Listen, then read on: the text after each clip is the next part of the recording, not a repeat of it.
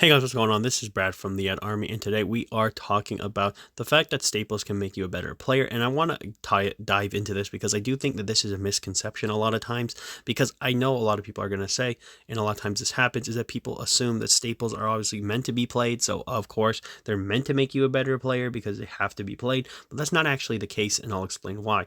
Now, before I get into it, like I said, I want to get the shameless plug out of the way. Go ahead and like and subscribe. Remember to add yourself to the Ad Army, and remember we are on the storm to 1,000 subs. It helps with your assistance, and we're growing every day. Now, I want to talk about this from two different perspectives because I've played a few TCGs in my life, and I've gotten to that point where I understand the difference between playing a full out staple versus having access to staples, which in decks and different strategies in different games do change. So this is different because in Yu-Gi-Oh, a lot of decks have staple cards built into them because the game is a lot different. Whereas when I play Digimon, the actual game is not necessarily as focused due to its color kind of barrier, but also the fact that a lot of decks are designed with their own cards in mind, with their own colors having their own staples. So it does change up the game, but staples still exist. But the reason why I want to break these up is because when we look at the different games, you can kind of see the difference of how you use staples versus how you actually are able to benefit from them, and also what they're aiming to do. So let's talk about it in a breakdown way. So the easiest way I can explain it for the actual usage of staples and how they make you a better player is the concept of, at least in Digimon, I would believe originally the first staples were for deck thinning. So the staples I'm going to focus on are the memory boosts and the training cards because they're the easiest ones for me to relate to, but also the best way to explain to people because this is I think this is a very good concept to talk about because it relates to Yu-Gi-Oh and Digimon at the same time, but they're very different. So it allows both to kind of bridge some gaps. So talking about it, what would be the actual avenue that I'm talking about? How would we actually be able to navigate that and say, hey, these are actual engines? How are these how are these actual staples going to work? So when we play Digimon, one thing that I want to find important is that unlike Yu-Gi-Oh, you're not directly searching yet. They always have what I like to call the top of your deck. Since I played some Magic, I'll tell you about that. You can it's like scry, I think, or reveal the top of cards of your deck.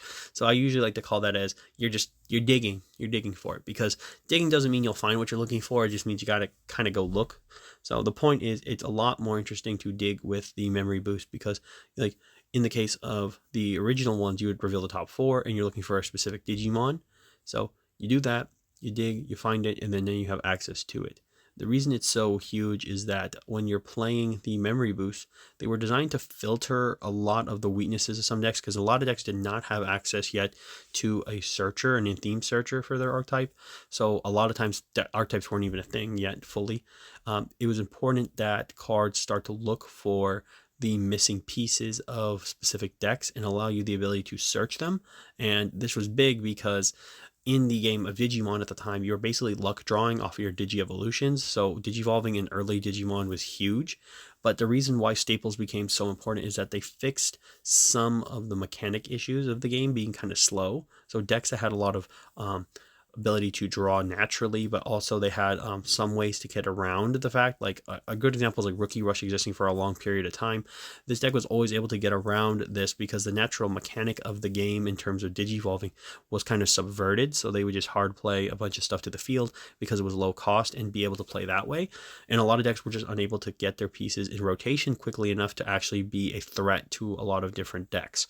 So that's kind of my baseline explanation of how staples and Digimon kind of changed, because by adding searching to many decks and give them generic searching, the concept I think was designed that if they're able to just simply dig deeper, they could get to their pieces faster and allow games to actually accelerate a bit quicker, but also at the same time allow different strategies the ability to keep up. But we do know that that's not always the case. A lot of times decks need to be designed better. So the color black was a great example. It wasn't really for a long time until black had a very good deck to work with that the actual memory boosts fully reached their limits in terms of what they could do. Now, I talk about this because there's other staples in the game I could relate to. I think the X Antibody is a good one as well. And additionally, other cards that focus around different mechanics that were introduced in Digimon. But to close it out here for the difference ability, how it made you better players, I think there was always some thought process behind the actual devs when they made the cards was that they wanted to make sure that people who were playing the game understood how to get to their cards, but they understood that it always had to be lucky based because they didn't want to leave it to just, direct searching, because direct searching eliminates the fact that you could actually miss on a search. So resources can be wasted in theory, because if you go for a memory boost and you actually just see all options or tamers, you bottom deck them and there's nothing you could do. And I don't actually think that was a bad thing. I think it taught players very much so that you had to use your memory boost with like a ratio concept in mind, that you'd almost always make a hit for your Digimon, but also at the same time, there's a risk that you could miss. And then if you did miss, well, it would suck for you. But the point was you had to build your deck along the basis of the staples, understanding how they functioned in your deck. But also you only had 4 copies of the memory boost. So if you saw one, great. If you didn't, well, sucks to be you too. But the point is, with trainings added and then everything else that we will be getting in the future, I do bring this up as a way to kind of navigate the point of staples, is that if you're trying to get better at the games, a lot of times when you add staples to your decks, they are designed to make you a better player, but it is always the onus on you to actually understand how to use them and become the better player that the staples are trying to turn you into. Now, we'll switch over to Yu-Gi-Oh! Because this one's actually very easy to explain, because I've been playing Yu-Gi-Oh! A lot longer than Digimon, but it's also very clear to me now that I'm a bit older. It is really in that idea that you shrug off some of your older ideas and adopt new ones. So the first idea I've shrugged off is that buying staples is not a bad thing. I never used to think it was a bad thing. It was just something I couldn't do because I couldn't afford it. And it didn't really matter to me. It was just one of those things where I always believed that I didn't need them. And that's a mistake. Sometimes you really do need staples, and it's not... Okay, I'm going to say it's not a horrible practice, because I get the point of what card games are doing or games are doing. They just want you to have the stuff so that they can keep selling stuff. It's kind of important to make sure that the things you like exist, because if there's no reason to upgrade, you eventually get bored and you stop playing. Problem is, a lot of times in Yu-Gi-Oh, things have been just so expensive, it hurts the game as a whole, and you don't really have the ability to play as much as you like to, because, well, if you're working a lot and you're trying to make a balance, or you're trying to work and just function in life, you don't want to be dumping all of your money on top of cards. Like, that's just so horrible. Like, to be honest, it's horrible. But I will say that the benefit you get is that when you're doing this, you're able to understand the importance of the staples. So what I want to talk about is kind of the idea of, from my own experience, but also to an experience I've witnessed. So the experience I always think is like when the Soulburner structure decks were released and people got access to Common Ash, how big it was. So the reason this was huge is Ash was so expensive for so long, but also the fact that the deck was really good. But the key thing was, once Ash was added to so many people's decks that had never had it before, that includes my friends, it was like a whole new world opened up. Like, I mean that literally, because from the time we were playing, we didn't have access to this card, so playing without it was so weird.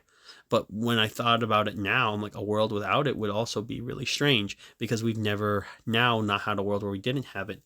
And playing with it just changed a lot, because stopping a search of something is huge. Like, I think it's very underappreciated now, because Ash has been reprinted so many times so people can get access to it. But when Ash had just been reprinted for the first time as a common, it was humongous for a lot of people, because it just fixed a big knowledge and wealth gap in terms of what you could actually do. Because I think that was something that also had to be addressed. There was no card like Ash to replace it. There just wasn't really a good replacement for Ash.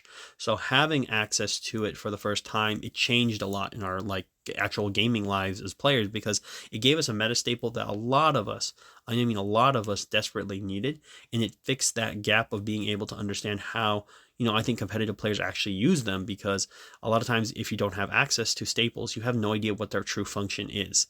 And that's actually very important to understand. Like, another example that I'm going to use for the final one is like my friend who spent money on when he was playing Malice, right? So he bought the everything, not max rarity obviously, but he bought all the staples is what I mean. So he got his Dominus Impulses, and they weren't, luckily he got them before they were too expensive. But the point is, the impulses themselves, we had no idea how they function, but getting hit with all the multiple hand traps in this meta game that we were playing in, and finally understanding how, many disruptions you're supposed to play, how decks are supposed to run, and how one deck can just simply pop off with a 1 card combo if it need be. It's really important to understand that it's not just about the staples you get, it's about how you use them. So like a lot of times, if you had a hand of like 3 or 4 hand traps, sometimes you could actually play through it if you know how to like monopolize around the cards. And what I mean by monopolize, I mean you have to understand how you're supposed to navigate the board. Said monopolize for some reason. That's not the right word for it. But yeah, you navigate around the board, and then you're able to just pressure sometimes. And then sometimes maybe too many hand traps are a bad thing. So this is also where staples have their counteractive ability, where I think a lot of times people are assuming, oh, I have to play all of these because there's someone's telling me to. And then you wonder why you keep bricking. It's because, yes, they told you should play about like 20 or like 18 hand traps. However, your deck, maybe whatever it is, isn't designed to actually handle that much like out of engine. So now you're not having enough synergy and your deck's bricking. I've learned it a lot from playing Pure K9 that it's very important that you find the right ratio balance, because that's the biggest problem I was having is I'd brick on hand traps, and that's the first time I really had that issue take place in a deck that wasn't Sky Striker. So it's really important that I think when you think about playing staples and picking them up, they do make you better players. It really just is on the dependent, like the person who picks them up, how they intend to use them, what they're using them for, and actually is the deck they're using it in, which is usually the case of strategy, is it going to work? Because sometimes you have cards that are really good, but then they don't really synergize that well with your strategy, so you wouldn't really want to play it. I think the biggest one I've thought of recent is like Contact C in a lot of the decks, because people are saying, oh, this is really good against the format. It is to an extent, but then again, at the same time, Contact C is kind of like a drag in my opinion, because it doesn't always synergize with everything. It only synergizes sometimes when you're trying to lock people down, and then it doesn't do anything in your deck. Like you're not really playing it with anything else to combo with it. It's just stop your opponent, and then if you draw multiples, it hurts. This is kind of one of the things that I think is very interesting when we're talking about staples in games, is that a lot of times staples can have multiple purposes, but also they really do focus on making sure you have the ability to play them. So I did want to close out the video on this because it is a positive note of understanding. Just if you're a beginner or if you're a person who's already played the game for a while, it is always interesting that people have their different takes on staples, because a lot of people complain that they always have to pick up new ones every year. But I do kind of understand the purpose of doing that as a business practice, because otherwise the game would just become too stagnant.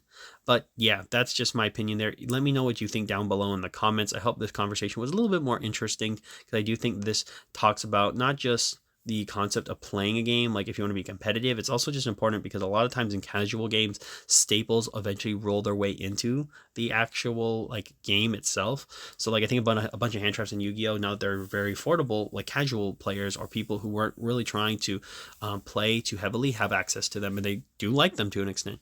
I think in Digimon, it's always been important that the staples were somewhat cheap so that all decks and all players could use them, and we see that being kind of the case now, even up until now. So like I said, that's just my opinion. Let me know down below. I hope you enjoyed this, and remember guys to go ahead and keep on with what you're doing. And this has been Brad from the Army signing off, and for all of you out there, to sign on.